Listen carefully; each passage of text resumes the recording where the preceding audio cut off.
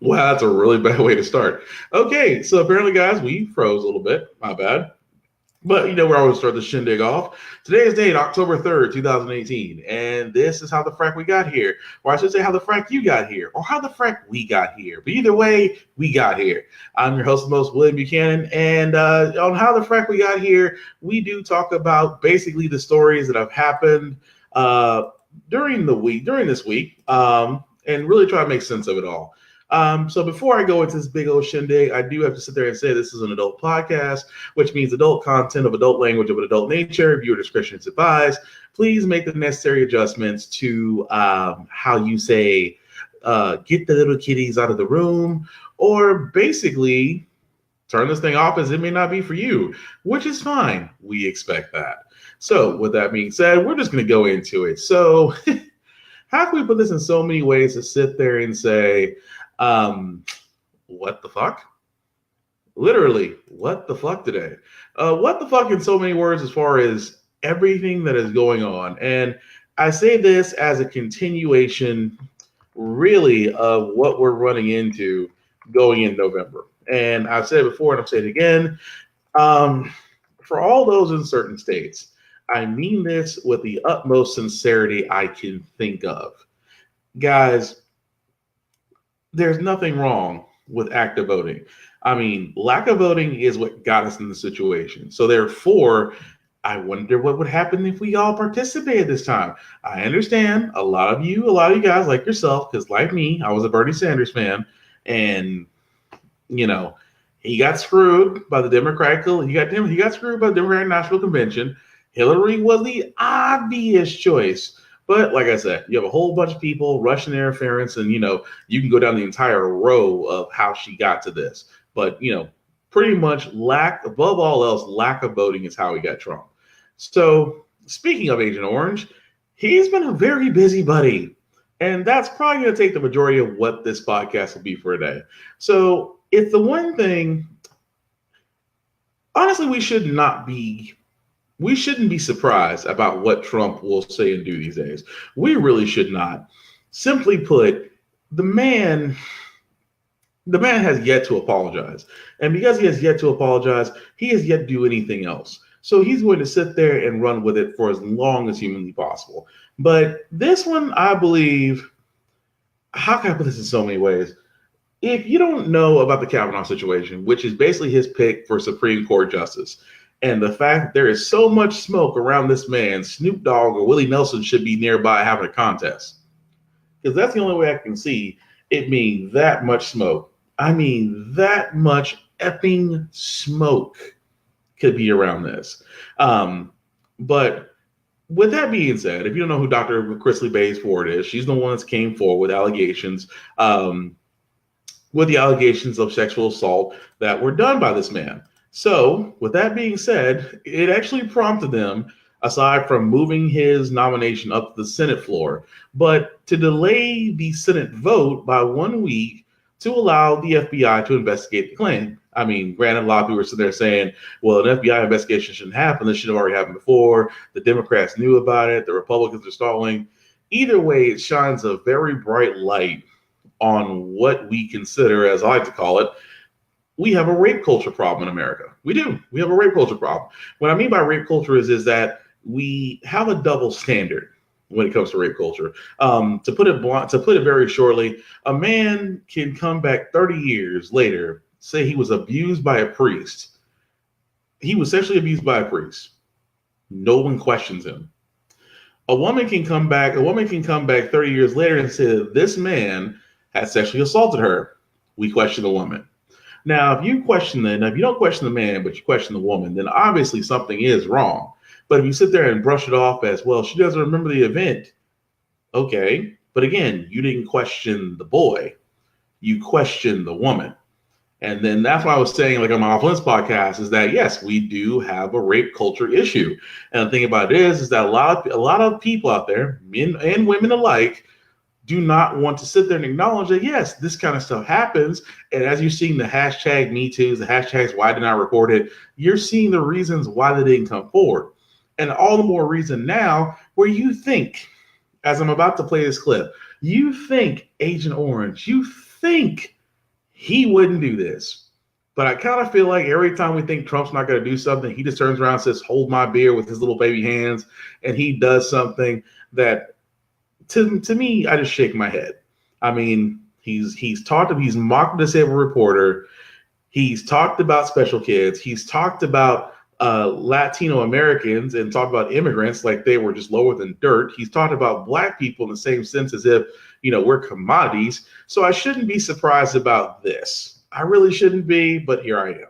Is at a rally in Mississippi tonight, and the restaurant he showed earlier this week regarding, the restraint, I should say not restaurant, the restraint he showed earlier this week regarding Professor Christine Blasey Ford's allegation. Well, that seems over with. He's repeating his claim that men are the real victims because of so-called false accusations. You might remember after Dr. Ford testified, the president called her very compelling and a credible witness, said she looked like a very fine woman. Up to a point, he's been careful not to attack her. That point seems now to have come. Here's the president mocking her testimony. I had one beer, right? I had one beer. Well, you think it was, nope, it was one beer. Oh, good. How did you get home? I don't remember. How'd you get there? I don't remember. Where is the place? I don't remember. How many years ago was it? I don't know. I don't know.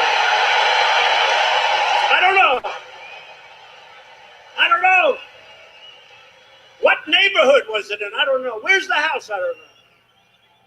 Upstairs, downstairs, where was it? I don't know. But I had one beer. That's the only thing I remember. And a man's life is in tatters. A man's life is shattered. A man's life. With me now is Hawaii Senator Mazie Hirono, a member of the Judiciary Committee, the Democrats. Senator Hirono, thanks for being with us. I'm wondering, first of all, your reaction to the president's comments tonight. We can always count on the president to go down to the lowest common denominator, mock people, call people names, attack them. This is what he does. And the thing that Dr. Ford did remember with 100% recollection was that it was Brett Kavanaugh who attacked her. And all I can sit there and say on that note is wow. Literally and figuratively, wow. You don't think the president... I didn't think Trump had it in him. I honestly didn't think he did. I think you would think that because his Supreme Court pick is up, he's been surrounded by sexual allegations. It used to be one woman. It used to be two women. It used to be three. At the time of this podcast, it's now four. So 4 women have now came forward with other women, other people still wanting to be investigated by the FBI. The FBI has yet to talk to these people. And the FBI is saying the only reason they haven't been able to do that is because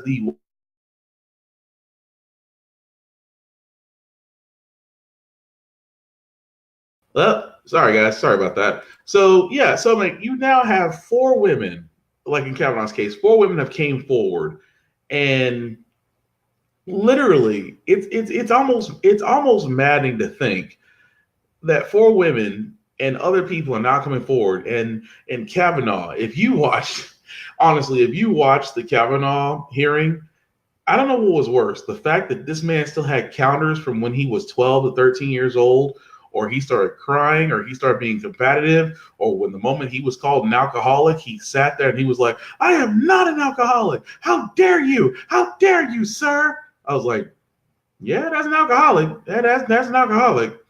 He need a few drinks to level him out, but yeah, that's an alcoholic. What do you say, BJ? I don't know what's worse, the orange idiot or the idiots that think it's cool. Yeah, that's what I'm talking about, dude. That's what I said, the whole idea of the rape culture itself. When others acknowledge it or simply say nothing about it, then they're okay with it. But the problem is there's so many of them out there that do it that it is maddening to see that. And you wonder why people don't come forward. I understand that. I mean, I've understood that ever since I was a kid. That's so hard for people who've been assaulted to come forward because they're not going to be given really the same leniency. I'm sorry, not leniency. That's the wrong word. They're not given the same width as a person who, like I said in my earlier example, say like a young man that was abused by a priest. You would think that they will both be given the same space. Should be given the same space, should be treated equal and all these things, and yet they're not. And to add to the fire, because that's not all what Agent Orange did today. Agent Orange truly showed for simple fact of the matter that he does not like women and he doesn't care about women's opinions. Don't believe me? Here's this one little clip of where he decided to tell a reporter what he really thought of her. And we hope this plays. Sure. She's shocked that I picked her. She's like in a state of shock. I'm not thinking, Mr. That's President. okay. I know you're not thinking. You never do. I'm sorry? No, go ahead. Go ahead. In a tweet this weekend, Mr. President, you said that it's incorrect to say you're limiting the scope of the FBI investigation. What does that have to do with trade? I don't mind answering the question, but I'd like to do the trade. It has to do with the other questions. headline in the news, which is the I know, Kavanaugh but nomination. how about talking about trade, and then we'll get to that. We'll do that a little bit later. Do you think the trade? Anybody have a trade? Do you Go think ahead, your trade please. deal will pass through Congress, sir? I think so, but if it doesn't, we have lots of other alternatives. But I do think so. I think if they're fair, which is a big question, but if it's fair on both sides, the Republicans love it. Industry loves it. Our country loves it. If it's fair, it will pass. I think it'll pass easily, really easily, because it's a great deal. I mean, NAFTA passed. It's one of the worst deals I've ever seen. Inconceivable that it was made. Fair question. Any other questions on trade? I'll get back to you on the other questions. I'd like to go forward with my Kavanaugh question. Let's do that later, and but I'll call you. And that right there. Okay. Someone didn't apparently teach Agent Orange about press relations. Number one, you're the president. You can't dodge questions. You work for us. So that's one thing. But the thing that killed me about that was the reporter. The reporter up there, he turns around and he openly mocks her. He openly mocks her and says, "It's okay, I know you don't think." And I literally had to stop myself because I'm sorry, if I was one of his aides behind Agent Orange, if I somehow got brainwashed to be a part of this crazy circus, I think that would have been the get out moment where the flash just hits your eyes and you're no longer in the sunken place. He sat there and insulted a reporter who was pretty much doing her job. And that's the one thing that bothers me so about Agent Orange. It's just that how do people follow him? He's misogynistic. He's obviously a sexual predator. He has no qualms about what he's doing. I honestly believe that Agent Orange, if Agent Orange is pretty much what Brock Turner would have been if Brock Turner got up to Donald Trump's age. That's just being honest. Because you see it. Brock Turner raped an unconscious girl, but the judge didn't want to ruin his chances of life. You have Supreme Court Justice nominee Brett Kavanaugh, who's never really been a judge. He was a law clerk until President Bush, Bush 2.0, actually appointed him as a judge in the lower courts. And the only reason Trump picked him is because he just liked the name. At the same time, he now has a history, which is where I say predators pick predators. I mean, think about that. Predators also protect predators the same way pedophiles protect pedophiles. And this is no different. It's a simple fact of the matter is just that how in the world can a man mock someone who's been sexually assaulted? But then again, it goes back to everything. He mocked a disabled reporter. He mocked Megyn Kelly when he was on Fox News. Pretty much talked about her menstrual. He now mocked Ted Cruz. Talked about his wife.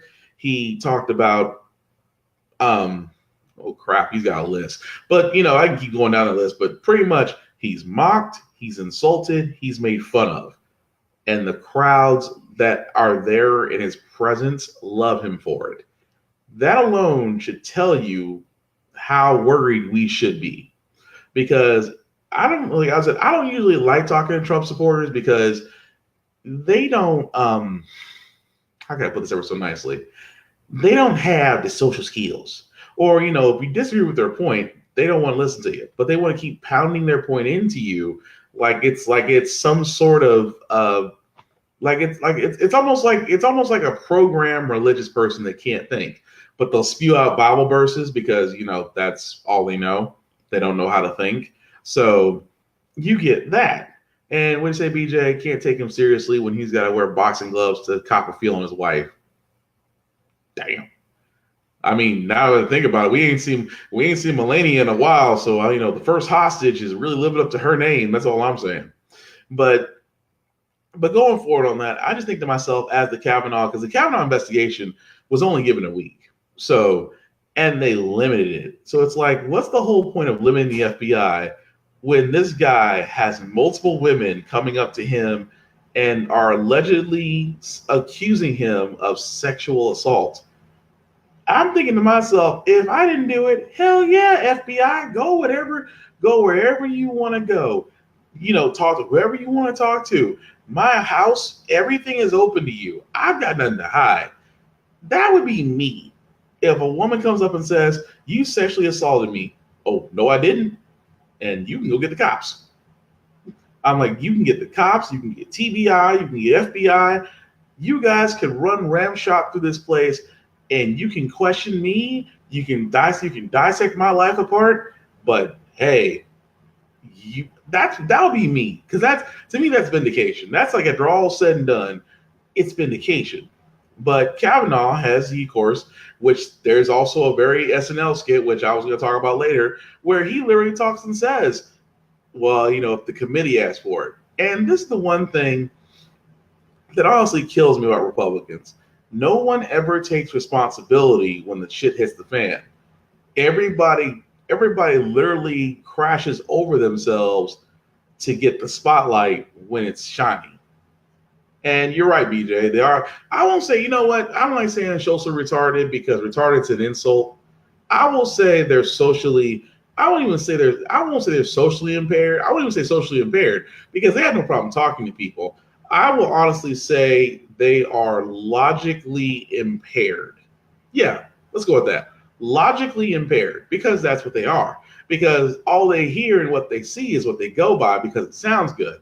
But I will say they're logically impaired, because if someone throws a question about the way you think, or the way you say stuff, the way you look, or even your point of view, if they question your perception and you can't offer an explanation, you're logically.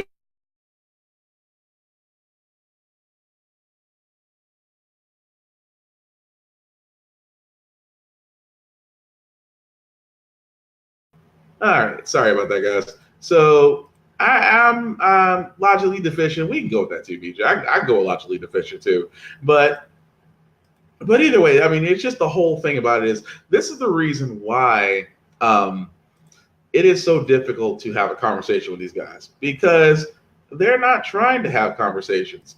They are honestly too busy trying to prove their point and hammer it through like it's going to do something. But here's also another thing. As I said, this whole week has been like, Agent Orange at this point has taken so many L's. Meek Mills is starting to look good. But the one thing I did notice, and it's kind of funny now, where I don't know if you guys remember a while back when President Trump was running, and he was like, I will gladly show my tax returns. And then it turned to, well, we can't do that right now. It's a roundabout audit on my taxes. And then when he got the presidency, he's like, oh, I'm not going to release my taxes. Let me tell you somebody who's been through the audit process. It doesn't take much under audit to get your taxes back. And I've always wondered, because I always said Trump is a con man. And he's always been a con man. He's always bragged about being richer than most men, and he's not. He's talked about owning properties in so many areas. He doesn't. I'll tell you what he is, though. He is pretty much every bit the con man that I believe he is. And the one point I wanted to make about that was pretty much this. And I thought this was interesting, because the New York Times did something that honestly the IRS should have done. And I think this is a pretty interesting piece. So let's hope this plays. The breadth of the documentation that you guys combed through for this investigation? Absolutely. We looked at thousands of pages of public documents, but in addition, through our sourcing, we had sources who gave us tens of thousands of pages of confidential financial documents from Fred Trump's empire. And that includes bank statements, that includes financial records, it includes personal bank statements of Fred Trump, and we also had access to more than 200 tax returns of various Trump entities, including ones from Fred Trump and including entities that Donald Trump was a partner in. So New York State's investigating. Where is this all headed? Well, that investigation is very interesting. It's one of the most overt frauds we found involved a company called All County Building Supply. It was a company that the Trump set up when they realized their father in their 80s was sitting on so much cash. He was incredibly wealthy. He hated debt. And they were facing the prospect of paying a 55% estate tax. So they set up a company that helped them drain the cash out of Fred Trump's building so that they wouldn't have to pay this estate. And in doing this, they created padded receipts in this scheme, and they then passed it on to their tenants when they were justifying increasing the rent on their rent-regulated buildings. So there's a lot of area for New York State to explore in this. And the question now is, will the IRS look at this? Some of it is old, but I mean, there seems to be not only area for that, but also I think an increased demand to see the president's tax returns. I mean, if we found out this through, the hundreds of tax returns we have of his father, it just begs the question is what's in there with Donald Trump's tax returns?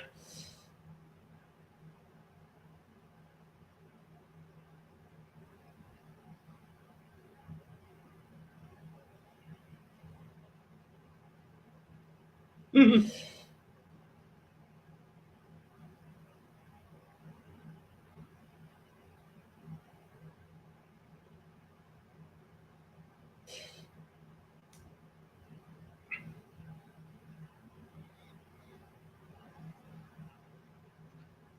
So that alone, so let me get this straight.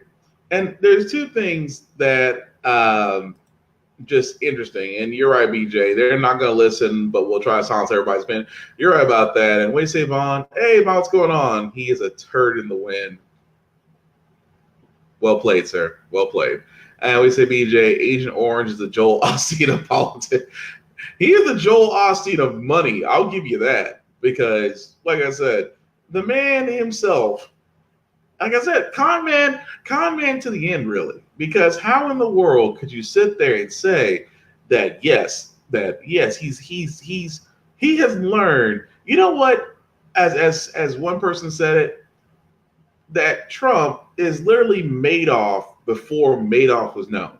Because anybody doesn't remember Bernie Madoff. Bernie Madoff is the only dude on Wall Street who has Ponzi schemed so many people that he's sitting in jail, but he has hidden like close to, I think they said almost close to the areas of like, I want to say 500, 600 million. $600 million that no one can account for. He knows what it is. He knows where it is. He is still sitting in jail. And think about that. The IRS, the SEC cannot find this money. This man has hidden it so well, government agencies can't find it. So keep in mind, that's Trump's inspiration. He's basically moving money that he doesn't have to pay. So hence, like I said, with those, if anybody remembers those, Trump University, Trump Steaks, Trump Vodka, Trump Airlines, everything but his buildings are the only things that have failed. And his buildings are literally owned. So he actually owned in trust, and those trusts are in shell companies. So I had to give it to the New York Times because these guys did the one thing that the IRS should have done a long time ago. And the simple fact of the matter is that the current budget Ways and Means committee, which is ran by Republicans, so of course they're not going to look into it, although they have the power to do it. They're not going to do it. So it's interesting now because a news company used the Freedom of Information Act to get tax returns and follow the money, which is 9 times out of 10, the only way you can solve most cases is to follow the money, which is exactly what they did. And now it's like, we now know Trump himself has got smoke. He's always had smoke. I mean, Russian interference, Russian investors, chances are that Putin's got dirt on him. And now he might actually be in trouble with the IRS. And it depends if the IRS actually goes after the president. Yeah, that could be done. Maybe, maybe not. BJ, you're right. Madoff just got caught. Madoff got caught robbing the 1%. That's why he got caught. I guarantee if he was going after middle class, they would just let him skate on by. And Trump, I think, is going to get caught because he's on too many radars now. And Wade Savon, we knew this. He's just morally deficient enough to fulfill agendas as long as he gets his way. And that's true. Because case in point, Republicans could have impeached him five, six times over by now. But he's a sugar daddy. As long as he's in office, they can pass all the tax cuts they want. They can go and they can try, because they're still wanting to go after Social Security. And a lot of people think about a quick thing about Social Security. Social Security is not broke. Social Security has a surplus of almost $3.5 trillion. It's not broke. They keep, the one thing keeps harping on, it's like, they're going to go after your Social Security. Social Security is literally, it's self-sustaining and it's still gaining money. What they want to do is they want to break into that trillion and start paying back the cuts that they made, because the cuts that they gave the top percent are got to be they got to be made up somewhere. So if the 1% is not going to pay it, it's going to be us. But at the same time, they still want to give themselves a payday, because as you can tell, Congress actually raised their pay 11 times in the last 2 years. Raised their pay, but won't increase the minimum wage, which is what states are doing now. So a lot of states like Seattle, like Washington, I want to say Philadelphia, even Amazon, even Amazon has now raised their minimum wages up to $15. So everybody's getting the fact that, yes, the minimum wage does need to be raised, because for all those that don't know, the minimum wage is usually the bottom line standard for a person to actually live off of. Not for the simple fact of the matter is how much they could decide to pay you. That's what a minimum wage stands for. Minimum wage stands for the simple fact that, yes, at this level, you can still get an apartment or a house. You can still buy food. You can still have a car or transportation. That's what it actually means. And it's all the more reason why it needs to be increased. But with Trump, it's like I said, when you hire a con man as a president, why are you surprised that at the end of it all you're getting is a Kansas City shuffle, as Thomas will say? If Thomas was here, he's like, hey, nothing. If Thomas was there, he'd pretty much say, man, ain't nothing but the Kansas City shuffle. And you're right, BJ. They're not going to mess up their meal ticket. Hence why they'll never impeach him. And we say on old power top Putin. Yeah, power top Putin, because we all know Trump's a receiver. Hey-o. So going into the next one, to get away from Trump for right now. So yeah, we are one freestyle away from being some redneck version of Bulworth. Yeah, you're right, Vaughn. So speaking of crazy, Kanye. For all those who haven't watched the SNL, which I was surprised, because every time Kanye goes on SNL, like 3.5 dozen tweets later, he decides he's going to quit SNL, and then all of a sudden now he comes back to SNL. So I'm like, Kanye, you are full of shit, because you are the attention whore that Trump needs you to be. You are the new token black guy that Trump needs you to be. So I'm not surprised that he wore a red hat and performed on SNL. But if you're like me, I used to support Kanye, but after graduation, my support stops, because Kanye's music is.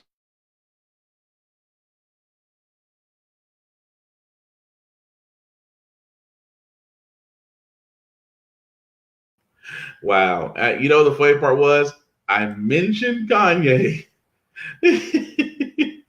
I mentioned Kanye and I freeze. Well done, Trump.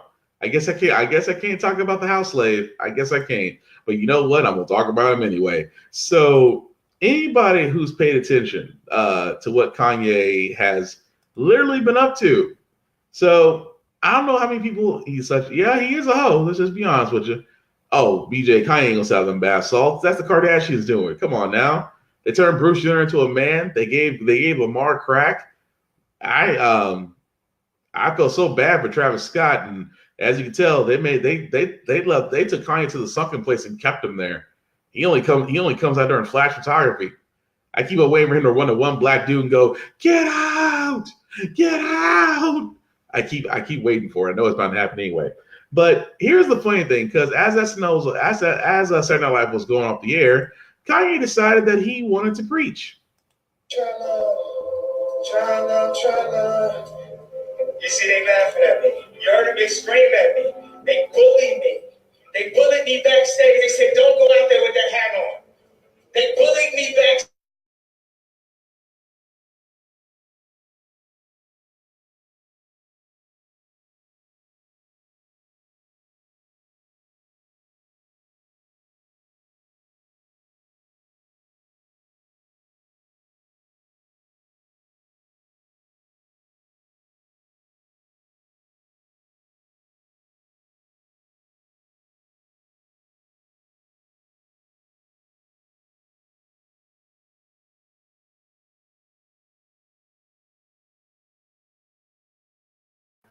I just noticed that. I'm sorry, guys. So give me a second here because I just noticed the screen froze and I was like, dang, as he's getting into it. I'm telling you, they don't want us to be great, but we're gonna still keep that ball rolling. We are still gonna keep that ball rolling. So, and you're right, they turned Scott Disick into an alcoholic, but I think that's been there. I'm gonna be honest with you, BJ. I think it's been there for that dude. I think he just finally came to terms with it. Okay, so let me see, because I was trying to play the SNL after, when they're doing all the crap and whatnot. All right, let's try this again and see what happens. Try love, try love, try love. You see, they laughing at me. You heard them, they scream at me. They bully me. They bullied me backstage. They said, don't go out there with that hat on. They bullied me backstage. They bullied me. And then they say, I'm in a sunken place. You want to see the sunken place? Okay, I'm going to listen to y'all now. Or I'm going to put my Superman cape on. Because this means you can't tell me what to do. Follow your heart and stop following your mind. That's how we're controlled. That's how we're programmed. If you want the world to move forward, try love. Thank y'all for giving me this platform. I know some of y'all don't agree, but y'all be going at that man neck to mouth, and I don't think it's actually that helpful. I think the universe has balance. 90% of news are liberal. 90% of TV, LA, New York, writers, rappers, musicians. So it's easy to make it seem like it's so one-sided. And I am kind of free. I thought this country said I could be me. I love me too. And I love her too, so bring the band back. Bring the band back. Did you feel that? You understand that? Bring your own hands up.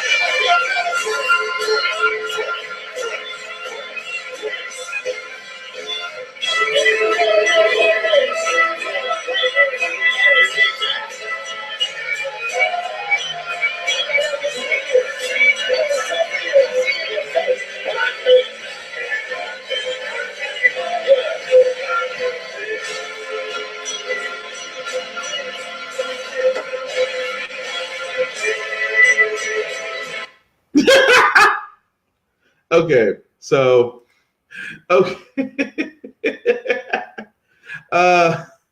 Hang on before I go into this. I gotta see what y'all said.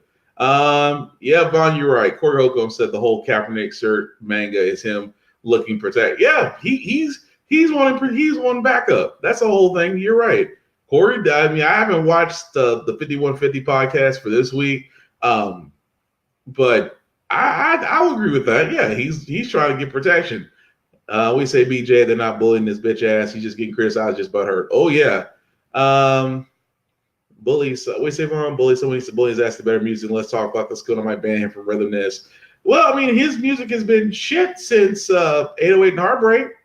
That was just him deciding to do the whole thing in auto-tune. And really on a different note, that was poor compared to his previous stuff, but that's neither here nor there. But it's interesting to where Kanye turns around and he's like, they tried to bully me. The industry is all left. The industry are all liberal. The media is all liberal. I'm like, I kind of feel like Kanye was trying to either he was trying to talk or he was trying to perform. I couldn't tell. It's like, it's interesting about Kanye, where he sat there and says, he spits up all these facts he supposedly knows. And then he turns around and says, well, I'm going to put my Superman cape on and throws the hat back on. I don't know if Kanye knows this, but that's product placement. All you're doing is, at this point, you're a blackface with a red hat on, and no one's buying your bullshit. Because the simple fact of the matter is, you are basically siding with a guy who is everything that you are in so many ways. Like, Kanye's going to sit there and talk about, well, we need to try love. No, we're not going to go back to that. We need to stop trying to. They try to bully me. No, you're a performer. And for some odd reason, SNL, I guess for ratings, decided to bring you back. And then you decided at the end of the show, you were going to sit there and decide to be preacher. But no one's listening to your sermon except for like maybe 2 or 3 people in the background. And that could have been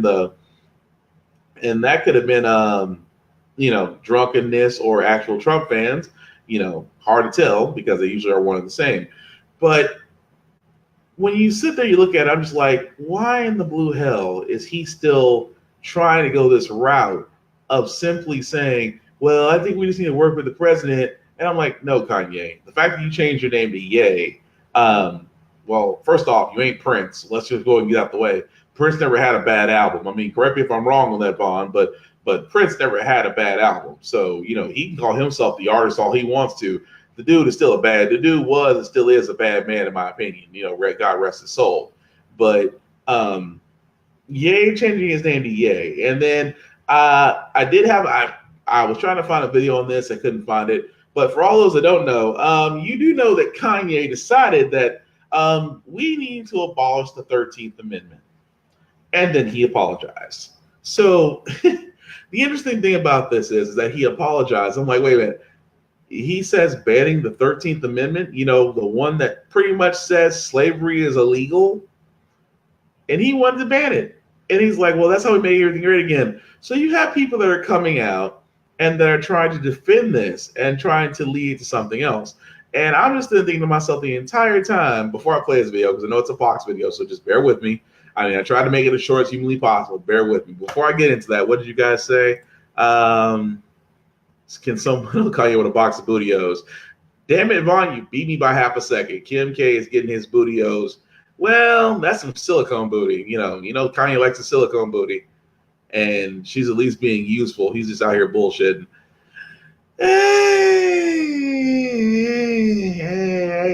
Yeah. I guess if you call getting one black person free at a time useful, I guess, because they keep on talking about prison reform, and there's a whole bunch of preachers out there that regret going up there to go talk about it now, especially a guy at Relentless Church, Pastor Diglett. Hi, Pastor Diglett. But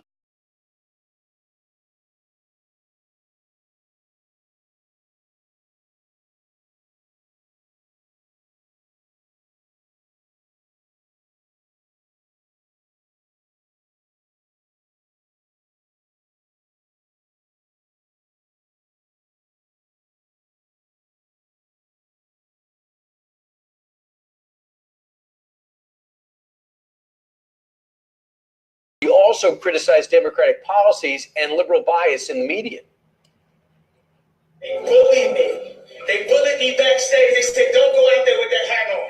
90% of news are liberal. That's not always Democrats. It's like a plan to take the fathers out of the home and promote welfare. Does anybody know about that? That's a Democratic plan. So, how could you let Trump? He's racist. Well, if I was concerned about racism, I would have moved out of America a long time ago. Our next guest is someone that Kanye West is actually a fan of. They're friends, communications director at Turning Point USA, Candace Owens. Candace, thanks so much. I remember when you spoke out in favor of the president and then Kanye liked what you said and y'all became friends and met. What was your reaction as to what he did in the after show at Saturday Night Live? Oh my goodness, I had tears in my eyes. I cannot tell you how happy I have been for the last 24 hours. A much needed reprieve from the Brett Kavanaugh debacle was Kanye West stepping on stage and saying what has been needed to be said for a very long time. Look, there is no doubt that he is one of the bravest men in America right now. The left has declared war on our American values, and Kanye is fighting the cultural front. Yeah, here's what the president tweeted out afterwards. Like many, I don't watch SNL, even though I hosted it. No longer funny, no talent or charm. It is just a political ad for Dems. Word is that Kanye West, who put on a MAGA hat after the show, despite being told no, was great. He's leading the charge. So this was in the after the show when he was there, and evidently the crowd started hissing, and the cast was rolling their eyes. But he has not paid a price at the, I guess I would normally say the record store, but in the music industry yet. He's still selling well. That's exactly right. And look, the president is so spot on when he talks about this show being leftist propaganda. I could not believe my eyes. I only watched it because Kanye West was performing and he's my friend and I wanted to see what he did with the show. Had no idea he was going to put on a MAGA hat. And quite literally, there was a segment where they were just over and over again saying Brett Kavanaugh cannot be confirmed, almost giving permission for the people that watch that show to be violent, as we've seen on the streets, to protest his hearings and to feel that they were justified in their actions. It's unbelievable. So what Kanye is doing is unbelievably brave to stand up to the mob, to put on a MAGA hat and to say, I support this president. And beyond that, I'm not sure if you saw his Instagram post yesterday where he wore the hat again. And he said that this hat represents bringing jobs back home to America. It represents making sure that Americans are taken care of. What did he mean about the third? Yeah, he was tweeting out abolish the 13th Amendment. Well, that's the slits. 13th Amendment abolish slavery and involuntary servitude, and also allowed prisoners to be used as slave labor. What did he mean by that? He kind of walked it back in the next few tweets after that. That's correct. He walked it back. I think that it goes back to what Kanye said about slavery being a choice. I think in many ways, Kanye believes that the amendment did not abolish slavery whatsoever, and we very much are still slaves. And that's something that he's been fighting and has been saying that. So I'm not sure exactly what he meant by saying abolish the 13th Amendment, but I do know that he believes, as I do believe, that Black people today are still enslaved. Today, mentally, in the past, it was our bodies that were enslaved. Right. And Reconstruction, we know, is a disaster. If we did it right in the 1860s, we wouldn't have had a 1960s, but we didn't. But we'll talk about that. And he also pointed out that a lot of Republicans, for the longest time, were the place to go for the African-American vote. But it's something switched in the 60s. That's correct. And I've spoken about this all the time with Lyndon Baines Johnson, which in our school systems, it is taught to us that Lyndon Baines Johnson is the best president that ever happened to the Black community, which could not be further from the truth. His Great Society Act, which proliferated the welfare state. Think about what that's brought Americans today. $22 trillion paid into the welfare system, and Black Americans are poorer today than we were in the 1960s. Even though that might have been intentional, it's been the unintentional consequences. Right. Candace Owens, thanks so much.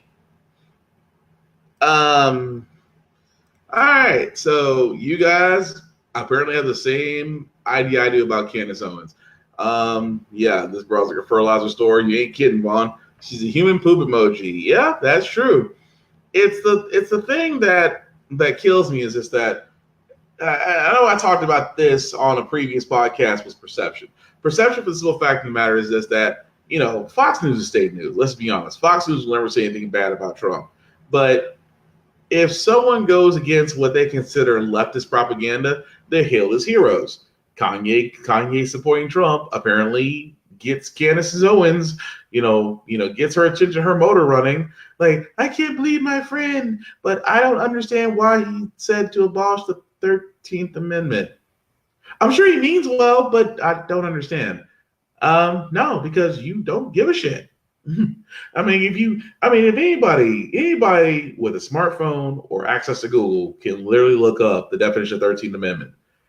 In short, slavery is illegal unless you are processed under penalty of law in which you are imprisoned. That's it. You're not a slave anymore. Slavery is legal. U.S. citizens can't own slaves, but if you're convicted, you're in prison. That's all the 13th Amendment is. It has nothing to do with prison reform. It has nothing to do with indentured servitude. It has nothing to do with all of that crap. It is literally been down into two things. Either, slavery is illegal, and if you are convicted, you are imprisoned. Two things. Nothing more. And the interesting part about it is just that it kills me when I want to sit there and I just want to go, how is it? And again, these are agents. I call them sunken place agents. Candace Owens is one. I call her the Black Tommy Lauren, simply put, because she's going to turn around and she's going to sit there and say, well, you just understand that Lyndon B. Johnson was taught to us as the greatest president ever lived. Child, you was raised in public. You was raised in private school. You were raised off in a wealthy private school. Anybody with a few Google keystrokes can see where you went to school. The school you went to. Because in my public school, we were never taught about this. I mean, in our public school, I mean, we're too busy trying to make sure that slavery is still explained to students, that the Trail of Tears is being taught as a Native American tour stopping place. We are trying to make sure history doesn't get rewritten, because yeah, America's got a whole lot of dark spots. Doesn't mean that we can cover them up with mascara. Tell the truth. But the thing about it is, no one wants to see America as the fear-mongering, race-destroying, completely outlandish, modern-day Viking country. They want to see it as stars, spangled blue, and apple pie, and blonde heads. And they want to be able to sit there and say, we have freedom like everyone else has. But just like what's going on right now, it is amazing to me how much they will throw smoke around the truth and then wonder why we all can smell bullshit. But you guys are right. I mean, the whole thing about Kanye, like I said, Kanye lost his mind. I mean, Vaughn, I don't blame you for never listening to his music again, because let's just be honest, he ain't made good music, and apparently them meds ain't working too well. So he's about, I think he's about one Oxycontin away from being back at rehab. But aside from that, there's also two other things I was going to get into tonight. But the other thing I wanted to get into was the fact of Trump did, and I know not to make it's all about Trump, but let's be honest, the dude's had a hell of a week. He decides to say this little number that Anderson Cooper is going to talk about. Often sides with the accused man, not the women who come forward to tell their story. Well, it would be great if the video played. Hang on. It would be great if the video played, because that would make me look actually professional. Hang on, guys. Give me 1 second. We're going to try it one more time. And yes, no, yes, no. All right, let's try that one more time. Stories of abuse, Roy Moore, Roger Ailes, Bill O'Reilly, and of course himself. Now, you might argue that perhaps the president is just making a measured argument for due process, an argument against a rush to judgment for anyone accused. And that's certainly a fair argument to make, an important one. But remember, this is the same person who bought full-page ads calling for the death penalty for 5 juveniles accused of attacking and raping a jogger in Central Park. They were exonerated years later after spending time in prison, most of their lives in prison. Someone else confessed. Mr. Trump still hasn't apologized for that, or frankly admitted he was wrong. When it's him or his political allies being accused, the president's playbook is to deny and then deny and then deny. But even knowing that, what the president is saying, it's pretty remarkable. According to the president, men, particularly young men, are actually the real victims, with false accusations made by women lurking in every dark alley and around every corner. Now, keep in mind, the facts say otherwise. According to a research review by the National Sexual Violence Research Center, false allegations of sexual assaults are somewhere between 2 and 10%. Yes, they happen, but they're not the norm. Not to mention, sexual assault is widely underreported. Out of every 1,000 sexual assaults, only 310 are reported to the police, according to the nation's largest anti-sexual violence organization, RAINN. But one thing the discussion around Christine Blasey Ford's testimony has accomplished is that it shined a painful light on why so many women often keep quiet about an assault or harassment. One of them, is Kirsten Powers, who told her story today and joins us in a moment. RAINN reports that 1 out of every 6 women is the victim of rape or attempted rape in her lifetime. The president says that it's a scary time for men because of the threat of something that hardly ever happens. So let's just think about that for a moment. What does that say to women and girls who are threatened by something that actually does happen frequently? Now, if you're wondering where the president got such a notion about young men facing the danger of false allegations by vengeful women, maybe it's from his favorite TV station. Since Brett Kavanaugh's testimony over on Fox News, Tucker Carlson has been warning of the left's war on old white men. Tolerant left goes to war with old white men. Left broadens its attack on white men. Or maybe the president got the idea from his son, who maybe also got it from Fox News, or vice versa, in kind of a feedback loop. It's, by definition, difficult to tell the starts and ends of things, but listen to what Donnie Jr. said. I got boys and I got girls, and when I see what's going on right now, it's scary for all things. I mean, I wouldn't want Who are you scared most for, your sons or your daughters? I mean, right now, I'd say my son. The other problem is that for the people who are real victims of these things, when it is so obviously political in cases like this, it really diminishes the real claims.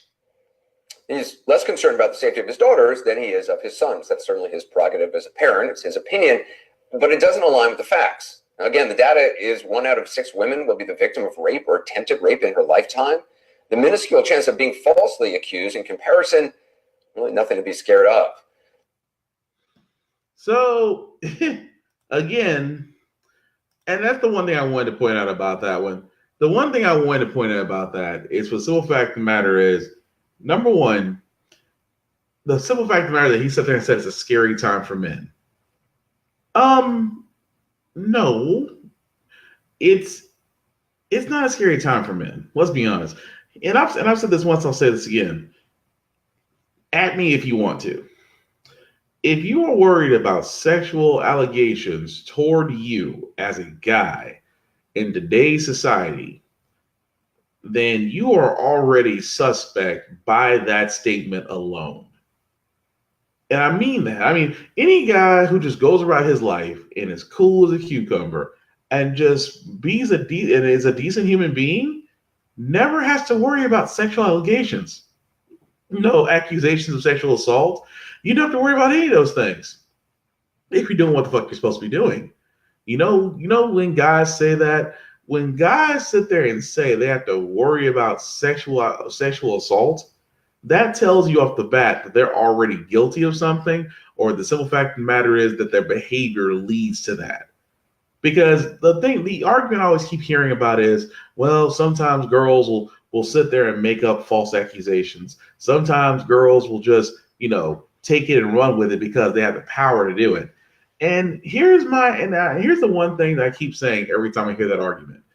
If you're so worried about false rape reports or false sexual assault reports or false battery reports, okay, it's very simple.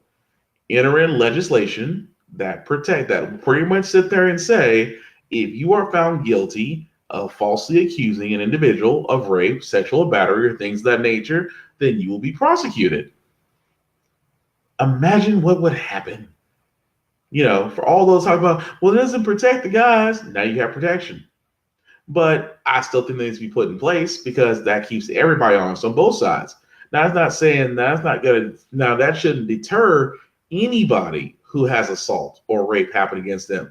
That shouldn't deter them, because if you know the individual did it, then you should be able to come forward without threatening around intimidation and be able to speak your piece and be able to let people know what happened to you and then let due process take its place. But I also do believe that there should be a law in place for false accusations, because that will cut down on false accusations if it's enforced, plain and simple.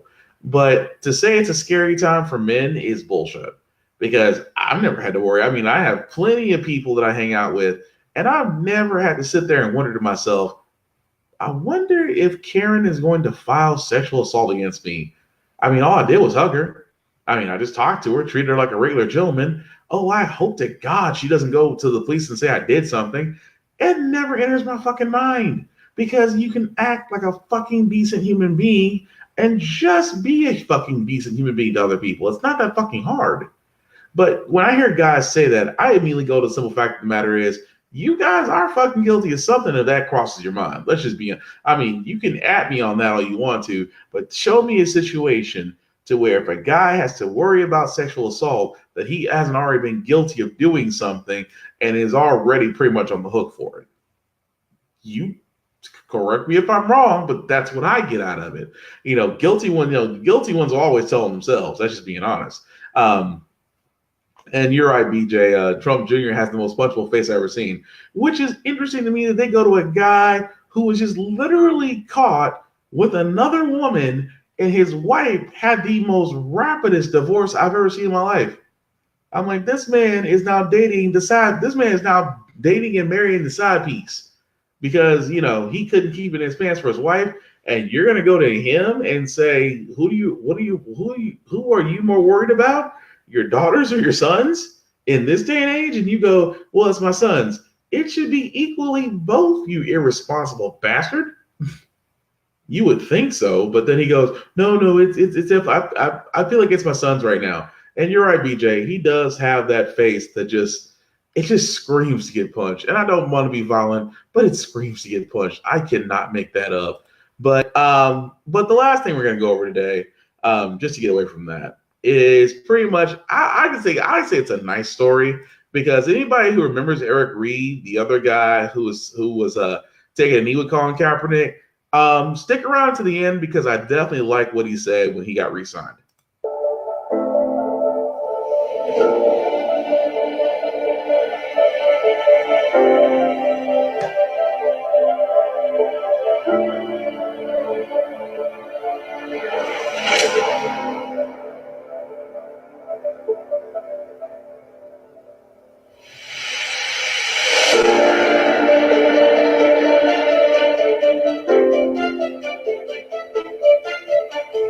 Next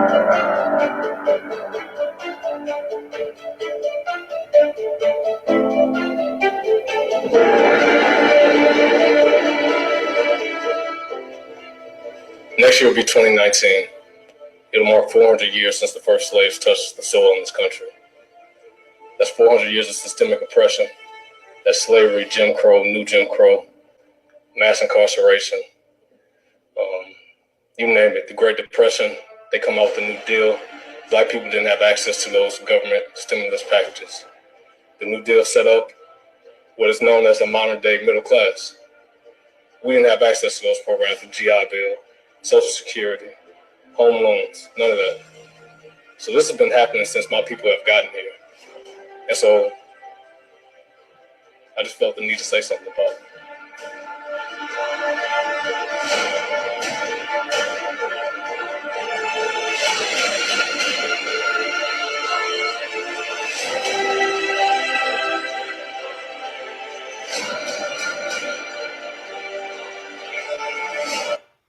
So what's interesting about that, and the reason why I dig it so much, is because Eric Reed, which, like I said, when Cap first started this journey, and everybody said the same thing. Oh, this is for attention.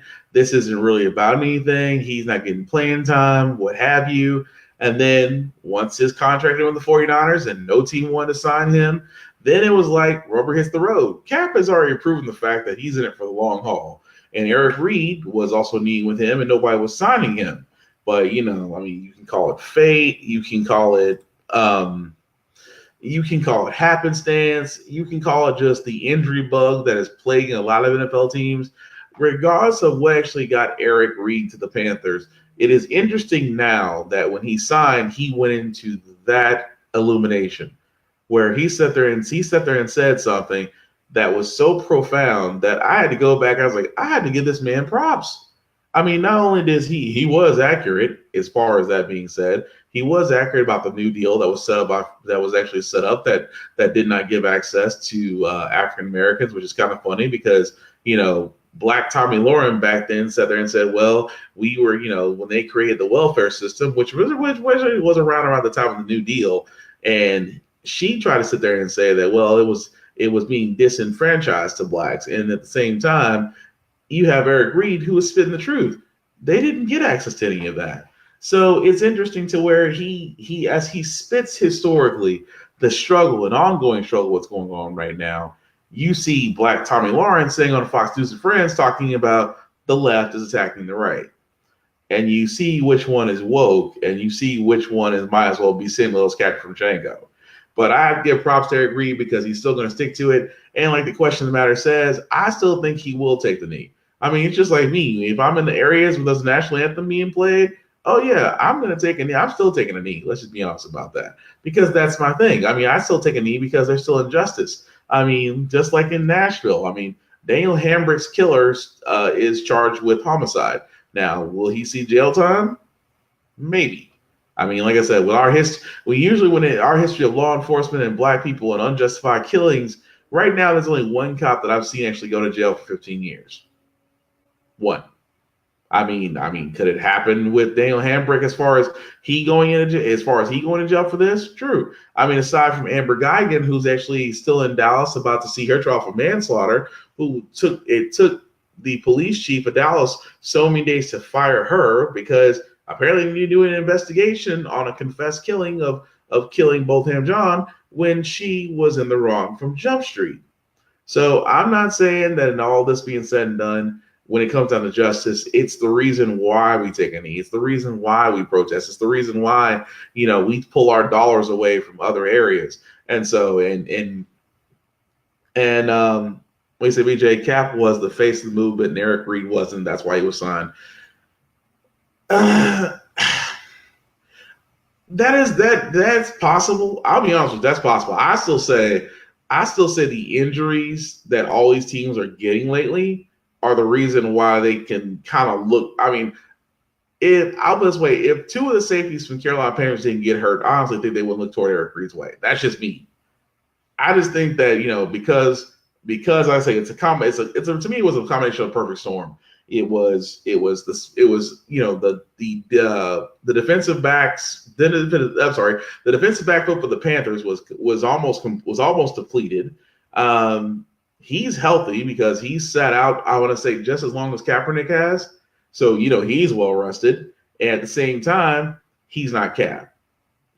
I mean, you're right. He wasn't the face of the movement, but at the same time, he's not to the point to where I'm not going to say he's so easily recognized, but I'm going to stand and say that he's not Cap. Because let's be honest, if I was the owner of the Titans, I pick Cap up in a heartbeat. That's just me. Because the fact of the matter is, I say, if I'm going to really be honest, I'm about this close away from getting a Titans jersey with Kaepernick on the back of number 7 just to piss people off. I am that freaking close. But another thing about that is just that him being signed and him still talking about it. Because like I said, it's one thing to talk about it when you have a position, but now that you don't have your position, but you still have a platform anymore, you still have your platform. It's just interesting where he goes. I mean, we've seen it with Cap. Cap's been a philanthropist. He's given away money. He's still talked and worked with individuals. The man has talked, walk the walk. Eric Reed, we will see. Now, I'm not saying he'll join into the fold, but we'll see. But I do like the simple fact of the matter that he made sure to let them know that the struggle ain't over. And that's the thing about it. And also going into this last thing I'm going to say before I wrap this up. Guys, November, granted, we are just now in October. We are now in October. We're about, 28 days away. 27 days away now from Halloween? If you're into Halloween. So, yeah, about 28 days away from Halloween. So, so here's the thing that I've always sat there and said, because November's coming up. If you don't take anything away from all I've been saying, because I will harp this on every podcast that I'm on, as we get closer to voting, vote. Please, oh please, vote. I know some people will have some reservations. People will sit there and say, well, voting doesn't work. People will sit there and talk about, the Electoral College and the outdated system that it is. I understand.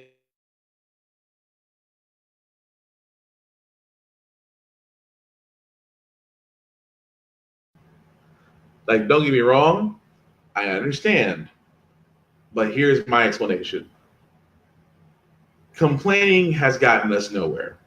Lack of voting has gotten us Trump and Republicans. Lack of actions have gotten us to the state that we are now. We can't blame this completely on con men, wealthy people, and the extreme greed of capitalism. We can't blame it on those things. However, we can in November change some shit. And I'm just saying vote. I understand if you have reservations, but it is my honest wish that we all get out there and vote. Now, you can vote. Now, I would say vote logically, but, a lot of people will vote Republican. And honestly, it's not the whole thing about,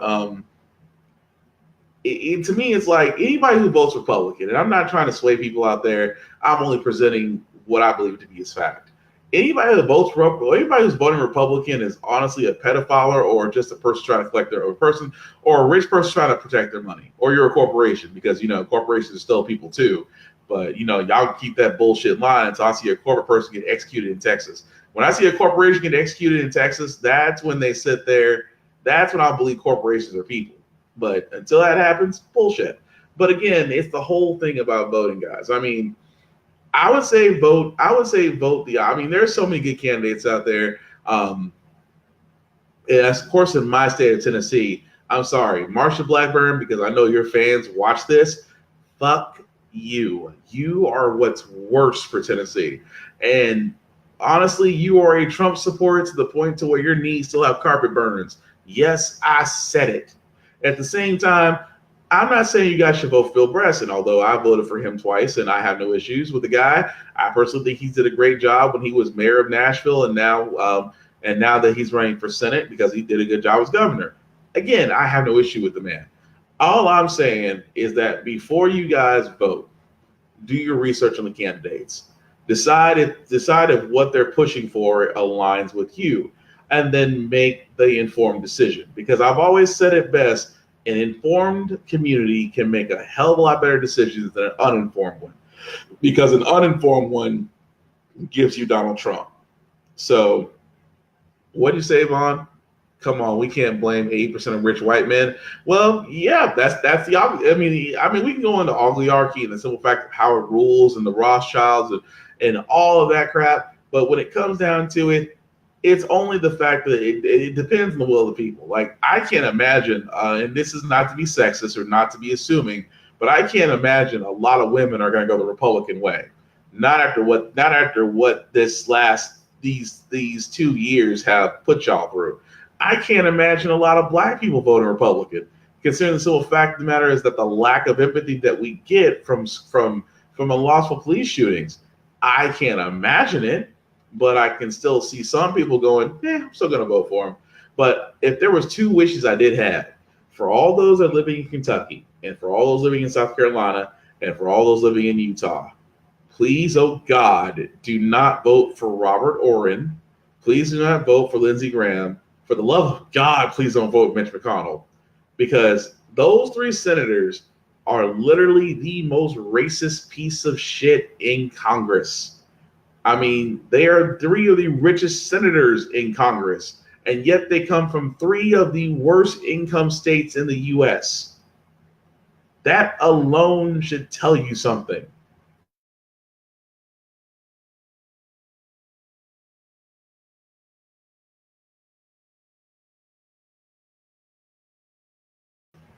But let's be honest. When your senator's income is higher than the median of your state, that's like going to a church where the pastor drives a Bentley and everybody's in Pintos. I'm just saying the church building fund is not the building fund that you think you're tied into. That's all I'm saying. But I would say at the end of all this, guys, please do your research. Please vote, because they're going to be doing the same thing. You don't think them racist, bigotists, xenophobes, misogynists are not going to be out there voting? They are, because they want to keep the people they believe are going to do good for them, and they're only doing it because, well, they are logically impaired. But pretty much, guys, the end of it all, I'm just saying, just vote. Don't forget to vote. Get people involved to vote, because we all need to do something. I mean, if you're running for office, cool. If you're organizing community actions in your town, even better. Make it impact. Impact the small as voting can have a wonderful result, because as you can tell, maybe we'll finally get rid of electoral college and actually go by a popular vote like every other country does. Maybe we will trash the entire university, detach the healthcare system that we have, and finally go to a single payer system like the rest of the fucking country, like the rest of the fucking world. Maybe we'll finally get down to the fact of actually getting to renewable energy, because we started to make headway in there, and finally get away from fracking coal and getting off the dinosaur juice. Maybe. But that only happens if we all come together and start making an impact. But we're going to go ahead and end that here for tonight. And like I said, I know, guys, a little bit later today, but thank you guys all for watching. Thank you, BJ. Thank you, Vaughn, Carla, and Angie. Thank you guys all for tuning in with me. What do you say, Vaughn? Marsha is Martha Stewart's porn parrot. I don't need that in my head, Vaughn. I need bleach. Oh Lord, I need bleach in my eyes for that one. Wait, Marsha Blackburn has her personal set of knee pads. You're not lying about that. But at the end, guys, thank you guys for all watching. As far as live, letting you know, like I said, this show is completely interactive. You can honestly talk to me as you've seen everybody else has talked to me. A lot of people wait until the podcast is over to talk to me. That's fine. I think y'all just don't want to be live and don't want to be known.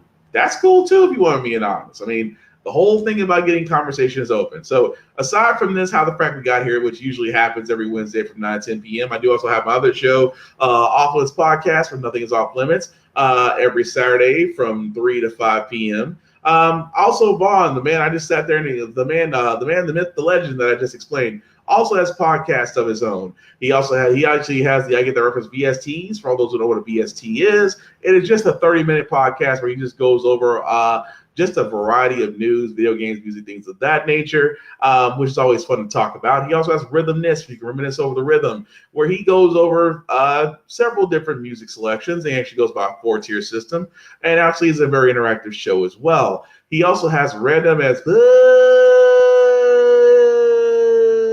with Uncle Beezy, which usually early morning, where he goes over, where he just basically goes over random stuff. Vaughn, do us all a favor. Please don't play the old guy in the booth. Please. I just now got that out of my head because I can't see a guy who looks like he is one geriatric away from kidney dialysis talking about he got 2 wives, 6 girlfriends, and everybody knows he's a kingpin. I can't do that again. But he also my other good friend Trace actually has a show called The Bump Down, which also is a music show where he goes over what's hot in the charts and what's not, what's happening underground, and basically things of that nature. And between him and Vaughn, they have the most interesting conversations. And I say interesting just because the simple fact of the matter, is just that it just goes to places. And like I said, very, very knowledgeable brothers, both of them. Always love having them around. Vaughn, I think you guys are going to come up here this weekend. So if you guys are good, cool, because that means we can have it all, do like we did last time. Slightly better than the last podcast, I hope, but we'll work that out when you get up here. But aside from that, all these podcasts, including my own, are on the YouTube page. I Get That Reference. So YouTube, I apologize so much. It has been that type of day where I've said something and thought something and 2 wires got crossed. Let's try it again. Okay, so all these podcasts are actually on the I Get That Reference Facebook page. If you're not a part of that page, on Facebook, simply type in I Get That Reference. It is open to all. The only thing that we do ask is that you participate. Share something, like something, post something, reply something. Just basically use the social skills is all we're asking you to do on that page. And also, we do have our YouTube page. So if you look up The Bump Down, if you look up I Get That Reference VST, if you look up How the Frack We Got Here, if you look up Off Limits Podcast, all 4 of these do lead to our YouTube page where you can like, share, and subscribe. And every podcast that we've done will actually be posted there. And also, Vaughn, before I forget, you do have audiomac.com. And forgive me, Vaughn, if I don't get this right. If I don't get this right, I still want you to post it in the comments anyway. Vaughn actually has his audio clippings of his VSTs, and they can be found at www.audiomac.com/artist/bigvza. I hope I got that right. If I didn't, Vaughn, thank you for putting in the Facebook link, but go ahead and put in your audiomac.com link as well. So beyond that, guys, like I said, this is all about us basically just bringing together different views, different things on the podcast, and just going from there. BJ, what did you say? Can we talk about the chick pouring bleaches on men's lap, protesting man spreading on the next podcast? Ooh, personal space. That will be interesting. You know what? I'm gonna make a note of that because I saw that and I didn't have enough time before this podcast to look into that. But now that you brought that up, yeah, I'm definitely gonna look into that. And then we're gonna bring that up. And BJ, I'm also gonna reach out to you because I know you said you want to be on the next podcast. So I'm gonna get together as far as that. We're gonna get together as far as that to get you on there with us, so that way we can go from there. But again, guys, I know it's a little bit on the late side. My apologies, but I still thank you guys for hanging there with me today. And like I said, it's been a whole lot of shit, but we're all going to get through it as long as we band together because at this point, we consider ourselves a village. This is our Wakanda. And Wakanda can thrive when everybody can come together and actually be able to do. Wow. I'm sorry, guys. It was just funny that I just saw some Trey, what's going on, man? So, but yes, we all do come together when we do decide to work toward a common goal. It's not about just building an empire. It's about building a village because a village lasts longer than an empire does because everybody wants to take over empire. Don't believe me? Look at Fox. But aside from that, guys, what do you say, Vaughn? What do you say, Trace? A whole get beat pouring bleach on me. We will talk about. Let me look into that. So we can get the full picture, and then we'll go from there. But again, guys, thank you all for watching How the Frack We Got Here this Wednesday evening. Hope you guys have a